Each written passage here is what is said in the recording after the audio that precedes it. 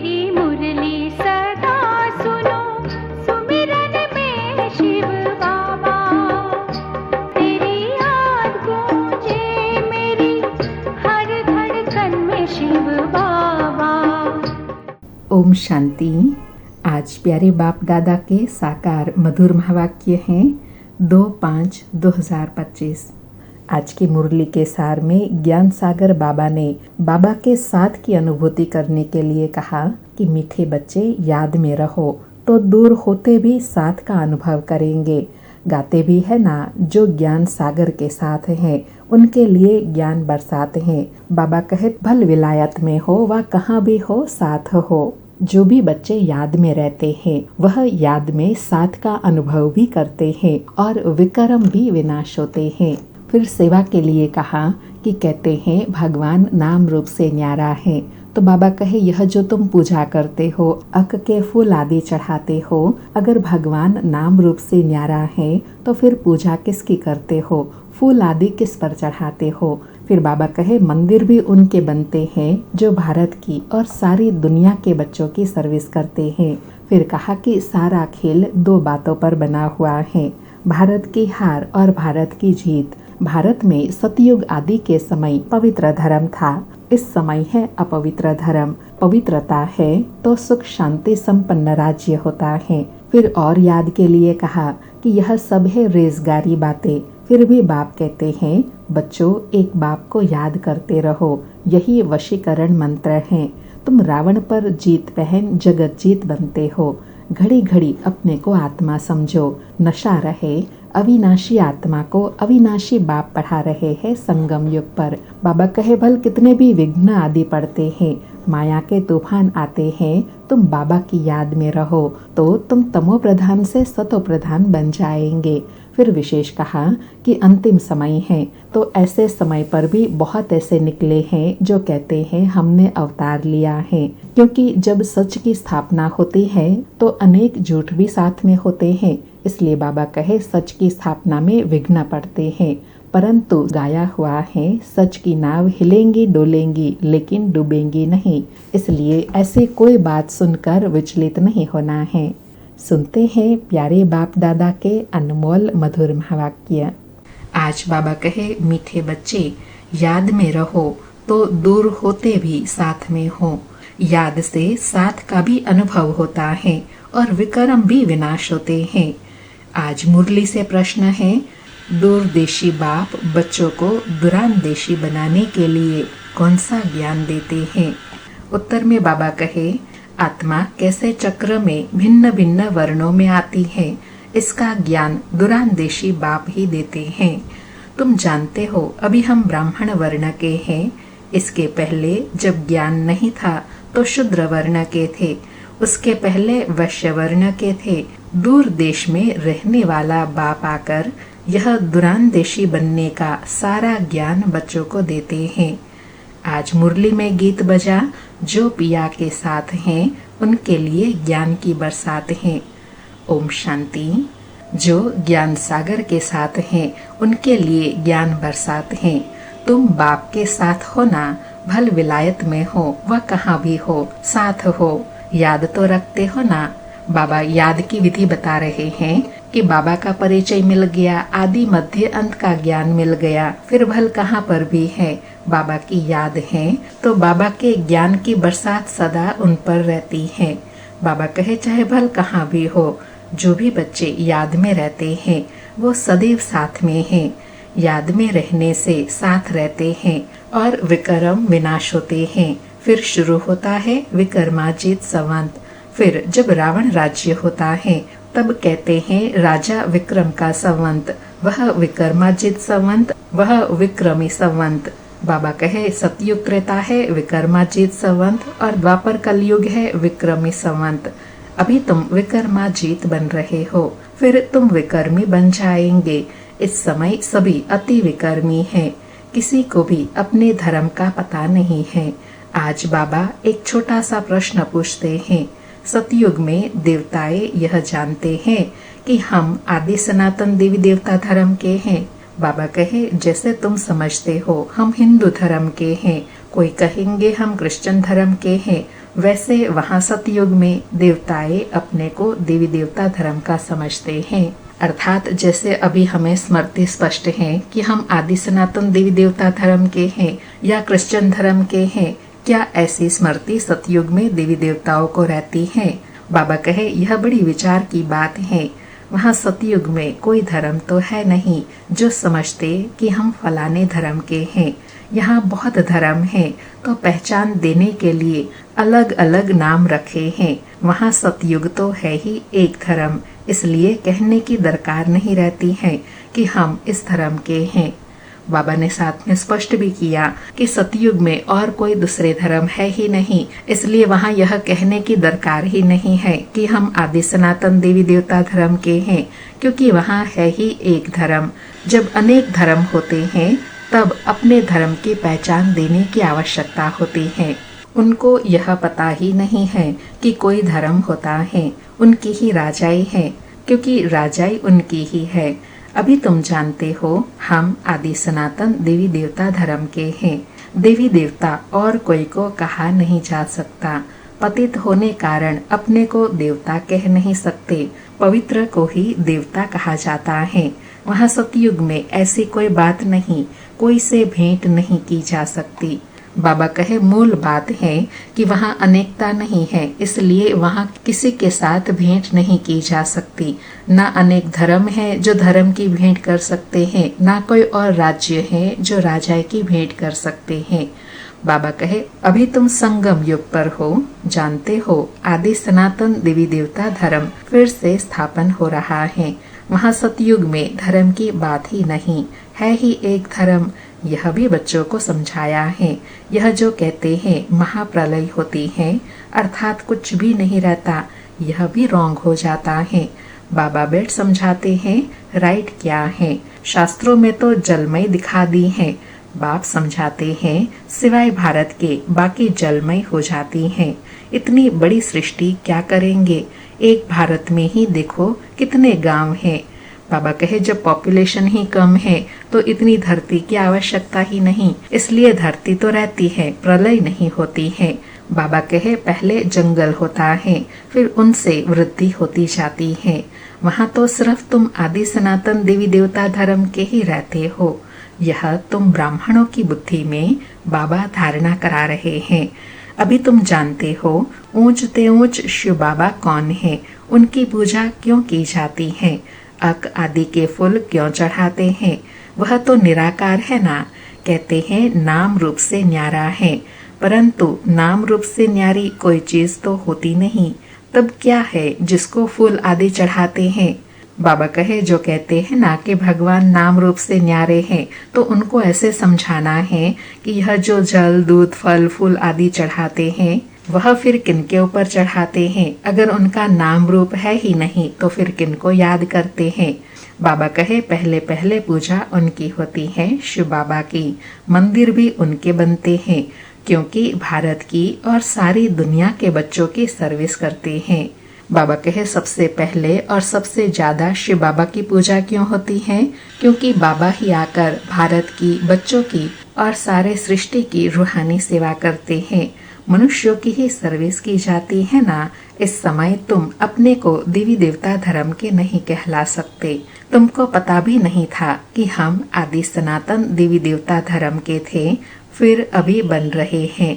अभी बाप समझा रहे हैं तो समझना चाहिए। यह नॉलेज सिवाय बाप के कोई दे न सके। बाबा कहे इतना अलौकिक रूहानी ज्ञान अब तक कोई से मिला नहीं, तो समझना चाहिए यह ज्ञान देने वाला निराकार परम पिता परमात्मा है। उनको ही कहते हैं ज्ञान का सागर नॉलेजफुल। गाया हुआ है रचता और रचना को ऋषि मुनि आदि कोई भी नहीं जानते, नेति नेति करते गए हैं। जैसे छोटे बच्चे को नॉलेज है क्या, जैसे बड़े होते जाएंगे बुद्धि खुलती जाएंगी, बुद्धि में आता जाएगा विलायत कहाँ है, यह कहाँ है। तुम बच्चे भी पहले इस बेहद की नॉलेज को कुछ भी नहीं जानते थे। यह ब्रह्मा बाबा भी कहते हैं भल हम शास्त्र आदि पढ़ते थे परंतु समझते कुछ भी नहीं थे। मनुष्य ही इस ड्रामा के एक्टर है ना। सारा खेल दो बातों पर बना हुआ है। भारत की हार और भारत की जीत। अर्थात बाबा कहे यह सारा खेल ही हार और जीत पर बना हुआ है। जब जीत होती है तो इस धरती पर सतयुग त्रेता होता है और जब हार होती है तो द्वापर कलयुग होता है। भारत में सतयुग आदि के समय पवित्र धर्म था, इस समय है अपवित्र धर्म। अपवित्र होने के कारण अपने को देवता नहीं कह सकते, फिर भी श्री श्री नाम रखा देते हैं। लेकिन श्री माना श्रेष्ठ, श्रेष्ठ कहा ही जाता है पवित्र देवताओं को। श्रीमद् भगवानुवाच कहा जाता है ना, अब श्री कौन ठहरे? जो बाप के सन्मुख सुनकर श्री बनते हैं या जिन्होंने अपने को श्री श्री कहलाया है। बाबा प्रश्न पूछ रहे हैं कि श्रेष्ठ तो श्रेष्ठ शिव बाबा हैं, तो फिर श्रेष्ठ कौन ठहरे? जो बाप के सन्मुख सुनकर श्री बनते हैं, अर्थात देवी देवताओं को कहेंगे या फिर श्री श्री टाइटल देने वालों को कहेंगे। बाप के कर्तव्य पर जो नाम पड़े हैं वह भी अपने ऊपर रखा दिया है। यह सब है रेजगारी बात। फिर भी बाप कहते हैं बच्चों को एक बाप को याद करते रहो, यही वशीकरण मंत्र है। तुम रावण पर जीत पहन जगत जीत बनते हो। घड़ी घड़ी अपने को आत्मा समझो।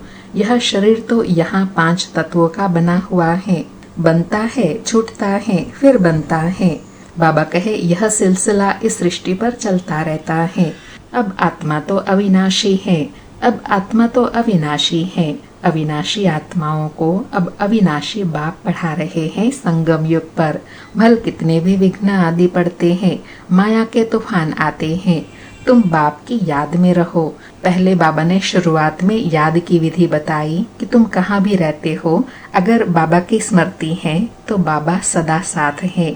और अभी बाबा कहते हैं भल माया के विघ्न कितने भी आए, तुम बाबा की याद में रहो। तुम समझते हो हम ही सतो प्रधान थे, फिर सतो प्रधान बन रहे हैं। तुम्हारे में भी नंबरवार जानते हैं। तुम बच्चों की बुद्धि में है, हमने ही पहले पहले भक्ति की है। जरूर जिसने पहले पहले भक्ति की है उसने ही शिव का मंदिर बनाया, क्योंकि धनवान भी वह होते हैं ना। बड़े राजा को देख, और भी राजाएं और प्रजा भी करेंगी। यह सब है डिटेल की बातें। 1 सेकंड में जीवन मुक्ति कहा जाता है, फिर कितने वर्ष लग जाते हैं समझने में। ज्ञान तो सहज है, उसमें इतना टाइम नहीं लगता जितना याद की यात्रा पर लगता है। पुकारते भी हैं बाबा आओ, आकर हमको पतित से पावन बनाओ।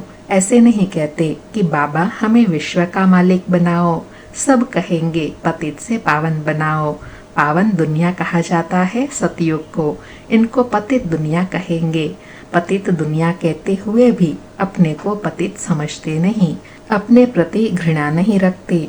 तुम किसके हाथ का नहीं खाते हो तो कहते हैं हम अछूत है क्या? अरे तुम खुद ही कहते हो ना, पतित तो सब है ना। बाबा कहे तुम कहते भी हो हम पतित हैं, यह देवताएं पावन हैं, तो पतित को क्या कहेंगे? गायन है ना, अमृत छोड़ विष काहे को खाए, विष तो खराब है ना। बाप कहते हैं यह विष तुमको आदि मध्य अंत दुख देता है, परंतु इनको पॉइजन समझते थोड़े ही है। जैसे अमली अमल के बिना रह नहीं सकता, अर्थात नशेड़ी नशे के बिगर रह नहीं सकता। शराब की आदत वाला शराब बिगर रह नहीं सकते। लड़ाई का समय होता है तो उनको शराब पिलाकर नशा चढ़ाई लड़ाई पर भेज देते हैं। नशा मिला बस समझेंगे हमको ऐसा करना है। उन लोगों को मरने का डर नहीं रहता है, कहाँ भी बॉम्ब्स ले जाकर बॉम्ब सहित गिरते हैं। गायन भी है मुसलों की लड़ाई लगी। राइट बात अभी तुम प्रैक्टिकल में देख रहे हो। आगे तो सिर्फ पढ़ते थे, पेट से मुसल निकाले, फिर यह क्या किया। बाबा कहे यह सब बातें सुनते थे, अब प्रैक्टिकल में हो रहा है। अभी तुम समझते हो पांडव कौन है, कौरव कौन है। स्वर्गवासी बनने के लिए पांडवों ने जीते जी देह अभिमान से गलने का पुरुषार्थ किया। तुम अभी यह पुरानी जुत्ती छोड़ने का पुरुषार्थ करते हो। बाबा पांडवों की देह अभिमानी स्थिति बता रहे हैं कि कहते हैं ना पांडव जीते जी गल गए, अर्थात देह भान से गल गए, देह भान से न्यारे हो गए। जो बाबा कहे अभी तुम पुरुषार्थ करते हो, तुम अभी यह पुरानी जूती छोड़ने का पुरुषार्थ करते हो। कहते हैं ना पुरानी जूती छोड़ नई लेनी है। कहते हैं ना पुरानी जूती छोड़ नई लेनी है। बाप बच्चों को ही समझाते हैं। बाप कहते हैं मैं कल्प कल्प आता हूँ, मेरा नाम है शिव। शिव जयंती भी मनाते हैं। भक्ति मार्ग के लिए कितने मंदिर आदि बनाते हैं। नाम भी बहुत रख दिए हैं। देवियों के भी ऐसे नाम रख देते हैं। इस समय तुम्हारी पूजा हो रही है, यह भी तुम बच्चे ही जानते हो। जिसकी हम पूजा करते थे वह हमको पढ़ा रहे हैं। अंडरलाइन। बाबा कहे अभी तुम बच्चे जानते हो, हम जिनकी पूजा करते हैं परमात्मा के शिव के रूप में, वह आकर हमें अभी पढ़ाते हैं। जिन लक्ष्मी नारायण के हम पुजारी थे वह अभी हम खुद बन रहे हैं। यह ज्ञान बुद्धि में है। सिमरन करते रहो, फिर औरों को भी सुनाओ। बाबा कहे यह सारी बातें सिमरन करते रहो और दूसरे को सुनाते रहो तो सदा खुशी बनी रहेंगी। बाबा कहे बहुत है जो धारणा नहीं कर सकते हैं। बाबा कहते हैं जास्ती धारणा नहीं कर सकते हो तो हर्जा नहीं, याद की तो धारणा है ना। बाप को ही याद करते रहो। जिनकी मुरली नहीं चलती है तो यहाँ मधुबन में सिमरन करे। यहाँ कोई बंधन झंझट आदि है नहीं। अर्थात जिनको मुरली सुनने का टाइम नहीं मिलता है तो सेंटर अथवा मधुबन में आकर मुरली पढ़ सकते हैं, ज्ञान का सिमरन कर सकते हैं, एकांत में बैठकर बाबा को याद कर सकते हैं। बाबा कहे घर में बाल बच्चों आदि का वातावरण देख वह नशा गुम हो जाता है। यहाँ चित्र भी रखे हैं, किसी को भी समझाना बहुत सहज है। वो लोग तो गीता आदि पूरी कंठ कर लेते हैं। सिख लोगों को भी ग्रंथ कंठ रहता है। तुमको क्या कंठ करना है? बाबा कहे वो लोग ग्रंथ को कंठ करते हैं तो तुम बच्चों को क्या कंठ करना है? अर्थात कौन सा पाठ पक्का करना है? बाप को याद करने का। तुम समझते भी हो बाबा, यह है बिल्कुल नई चीज। यह एक ही समय है जबकि तुमको अपने को आत्मा समझ एक बाप को याद करना है। 5000 वर्ष पहले भी सिखलाया था और कोई की ताकत नहीं जो ऐसा समझा सके। ज्ञान सागर है ही एक बाप, दूसरा कोई हो न सके। ज्ञान सागर बाप ही तुमको समझाते हैं। आजकल ऐसे भी बहुत निकले हैं जो कहते हैं हमने अवतार लिया है, इसलिए सच की स्थापना में कितने विघ्न पड़ते हैं। परंतु गाया हुआ है सच की नाव हिलेंगी डुलेंगी लेकिन डूबेंगी नहीं। बाबा कहे जब सत्य परमात्मा आते हैं धरती पर तो ऐसे समय पर अपने को अवतार कहने वाले भी बहुत आएंगे, क्योंकि सच की स्थापना होती है ना तो सच को हिलाने के लिए बहुत सारी बातें बहुत सारे विघ्न आएंगे। इसलिए ऐसी कोई भी बातों में विचलित नहीं होना है। बाबा कहे अब तुम बच्चे बाप के पास आते हो तो तुम्हारे दिल में कितनी खुशी रहनी चाहिए। आगे यात्रा पर जाते थे तो दिल में क्या आता था? अभी घर बार छोड़ यहाँ आते हो तो क्या ख्यालात आते हैं? हम बाप दादा के पास जाते हैं। बाबा ने यह भी समझाया है, मुझे सिर्फ शिव बाबा कहते हैं। जिसमें प्रवेश किया है वह है ब्रह्मा। बिरादरियाँ होती है ना, पहली पहली बिरादरी ब्राह्मणों की है, फिर देवताओं की बिरादरी होती है, अर्थात कुल व कुणबा होता है। अभी दूरदेशी बाप बच्चों को दुरानदेशी बनाते हैं। तुम जानते हो आत्मा कैसे सारे चक्र में भिन्न भिन्न वर्णों में आई है, इसका ज्ञान दुरानदेशी बाप ही देते हैं।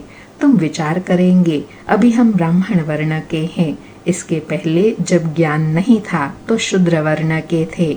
हमारा है ग्रेट ग्रेट ग्रैंडफादर, ग्रेट शूद्र, ग्रेट वैश्य, ग्रेट क्षत्रिय, उनके पहले ग्रेट ब्राह्मण थे। बाबा कहे अब यह सब बातें सिवाय बाप के और कोई समझा न सके। इनको कहा जाता है दुरान देश का ज्ञान, अर्थात गहरी गुह्य बातों का ज्ञान। बाबा कहे दूर देश में रहने वाला बाप आकर दूर देश का सारा ज्ञान देते हैं बच्चों को। तुम जानते हो हमारा बाबा दूर देश से इसमें ब्रह्मा बाबा में आते हैं। यह पराया देश पराया राज्य है। शिव बाबा को अपना शरीर नहीं है और वह है ज्ञान का सागर। स्वर्ग का राज्य भी उनको देना है। श्री कृष्ण थोड़े ही देंगे, शिव बाबा ही देंगे। श्री कृष्ण को बाबा नहीं कहेंगे। बाप राज्य देते हैं, बाप से ही वर्षा मिलता है। अभी हद के वर्षे सब पूरे होते हैं। सतयुग में तुमको यह मालूम नहीं रहेगा कि हमने यह संगम पर 21 जन्मों का वर्षा लिया हुआ है। यह अभी जानते हो, हम 21 जन्मों का वर्षा आधा कल्प के लिए ले रहे हैं। 21 पीढ़ी यानी पूरी आयु।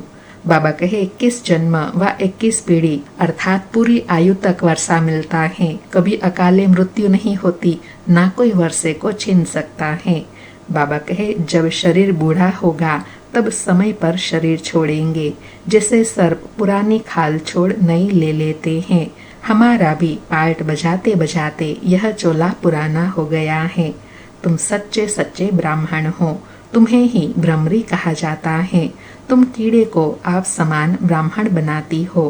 तुम्हें कहा जाता है कि कीड़े को ले आकर बैठ ज्ञान की भूं भूं करो। भ्रमरी भी भूं भूं करती है। फिर कोई को तो पंख आ जाते हैं, कोई मर जाते हैं। मिसाल सब अभी के हैं। बाबा कहे तुम कौन हो? ज्ञान भ्रमरिया हो। तुम क्या करती हो? जिनमें अवगुण बुराई रूपी कीड़े हैं उसको निकाल ज्ञान गुण शक्तियाँ देकर उड़ने लायक बनाते हो। बाबा कहे तुम लाडले बच्चे हो। बच्चों को नूरे रतन कहा जाता है। बाप कहते हैं नूरे रतन, तुमको अपना बनाया है तो तुम भी हमारे हुए ना। ऐसे बाप को जितना याद करेंगे तो पाप कटते जाएंगे और कोई को भी याद करने से पाप नहीं कटेंगे। अच्छा, मीठे मीठे सिकिलधे बच्चों प्रति माता पिता बाप दादा का याद प्यार और गुड मॉर्निंग। रूहानी बाप की रूहानी बच्चों को नमस्ते। हम रूहानी बच्चों की रूहानी माता पिता बाप दादा को याद प्यार गुड मॉर्निंग और नमस्ते नमस्ते। सारी मुरली से धारणा के लिए सार हैं। पहला पॉइंट, जीते जी देह अभिमान से गलने का पुरुषार्थ करना है। इस पुरानी जुत्ती में शरीर में जरा भी ममत्व न रहे। दूसरा पॉइंट, सच्चा ब्राह्मण बन कीड़ों पर ज्ञान की भूं भूं कर उन्हें आप समान ब्राह्मण बनाना है। आज प्यारे बाबा का वरदान है, अमृत वेले का महत्व जानकर खुले भंडार से अपनी झोली भरपूर करने वाले तकदीरवान भव। अमृत वेले का महत्व जानकर खुले भंडार से अपनी झोली भरपूर करने वाले तकदीरवान भव। स्पष्टीकरण है, अमृत वेले वरदाता भाग्य विधाता से जो तकदीर की रेखा खिंचवाने चाहो खिंचवा लो, क्योंकि उस समय भोला भगवान के रूप में लवफुल है। इसलिए मालिक बनो और अधिकार लो। खजाने पर कोई भी ताला चाबी नहीं है। उस समय सिर्फ माया के बहानेबाजी को छोड़ एक संकल्प करो कि जो भी हूँ जैसी भी हूँ आपकी हूँ। मन बुद्धि बाप के हवाले कर तख्त नशीन बन जाओ तो बाप के सर्व खजाने अपने खजाने अनुभव करेंगे। आज बाबा ने तकदीरवान बनने की विधि बताई कि अमृत वेले भाग्य विधाता और वरदाता से सर्व वरदानों से अपने को भरपूर कर लो और अपने आप को मन बुद्धि से बाप के हवाले कर दो तो बाप के सर्व खजाने अपने अनुभव होंगे। आज का स्लोगन है, सेवा में यदि स्वार्थ मिक्स है तो सफलता भी मिक्स हो जाएंगी। इसलिए निस्वार्थ सेवाधारी बनो। आज के अव्यक्त इशारे हैं, आत्मिक स्थिति में रहने का अभ्यास करो, अंतर्मुखी बनो। आज का अभ्यास है, ऐसा कोई भी ब्राह्मण नहीं होगा जो आत्म अभिमानी बनने का पुरुषार्थ न हो, लेकिन निरंतर आत्म अभिमानी, जिससे कर्म इंद्रियों के ऊपर संपूर्ण विजय हो जाए। हर एक कर्म इंद्रिया सतो प्रधान स्वच्छ हो जाए। देह के पुराने संस्कार और संबंध से संपूर्ण मर जीवा हो जाए। इसके लिए अंतर्मुखी बनो। इसी पुरुषार्थ से ही नंबर बनेंगे। बाबा ने देही अभिमानी स्थिति से प्राप्ति बताई कि देही अभिमानी स्थिति से कर्म इंद्रियों पर संपूर्ण विजय हो जाती है। कर्म इंद्रियां सतोप्रधान स्वच्छ बन जाती हैं। देह के पुराने स्वभाव संस्कार उनसे मर्जीवा बन जाते हैं और ऐसी स्थिति बनाने के लिए अंतर्मुखी बनने का पुरुषार्थ करना है। अच्छा, ओम शांति। शुक्रिया बाबा, शुक्रिया।